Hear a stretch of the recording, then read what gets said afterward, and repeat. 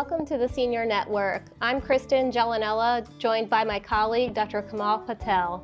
Thank you, Christyn. Thanks so much for being here today. Thank you, and thank you to the Senior Network for having me. Of course, of course. So today I thought that we could do a little discussion on chronic disease management. Obviously, as a primary care physician, this is something that you do every day. And unfortunately, it's something that probably a lot of our viewers are struggling with in one way or another. From your perspective, Dr. Patel, what is the biggest challenge you see in your patients as far as the management of chronic disease?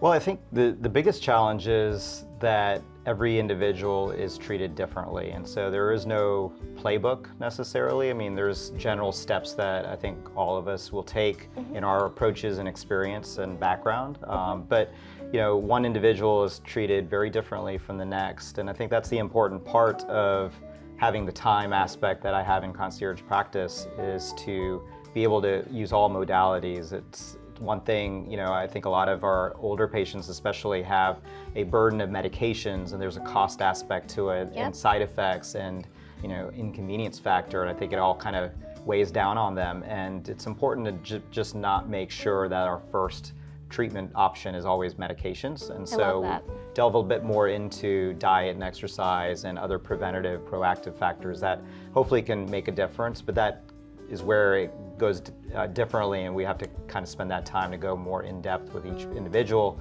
find out where their areas to make changes would be most impactful, and then hopefully kind of try to hit on some of those to see that disease management better controlled. Wonderful.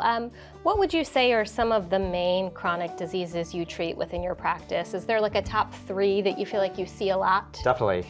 So, heart disease, so things under that, I guess, subsets would be cholesterol, hyperlipidemia, hypertension, then diabetes, and then a lot of arthritic issues, osteoarthritis, back issues, knees and hips, common things that might wear down over time, and then mood issues as well. I mean, depression, anxiety, and it's, especially as we get older, I think the incidence of all of those do increase. Absolutely. And it's important to providers like myself to be able to kind of anticipate and note some of those subtle cues, because it's not always something that our patients are going to come to us and say, this is what's going on. You know, for example, neurologic stuff like depression, anxiety may manifest with insomnia, or like the lack of sleeping, or manifest with stomach upset and stuff. And so sometimes we got to dig a little bit deeper. Little detective work. Yes, exactly. And just try to figure out, okay, well, these are your symptoms, but what's exactly underlying and causing that? Sure. And then usually a lot of times there's things we can do about it. Excellent, excellent. You touched on this briefly before, but as far as chronic disease goes, sometimes, we're just kind of faced with a diagnosis and medication. How do you feel diet and lifestyle play into most chronic diseases? Tremendously. I mean, it's probably the underlying issue at hand for a lot of these things. So, diet, exercise, I would say most of us are not perfect in either of those fields, and so we can always get better. But it's important to know, how do we make tangible steps, achievable steps, and not just trying to feel like we're moving mountains and it's too overwhelming and we're not going to be able to do it and be successful. So I think my role is to help guide patients and advocate for what little changes, and be able to kind of do follow-ups and kind of hopefully see changes with them, things that hopefully avert medication, over-treatment, things like that. Excellent, yes. I mean, small changes often add up to big results. So I think that's a huge piece to the chronic disease management puzzle.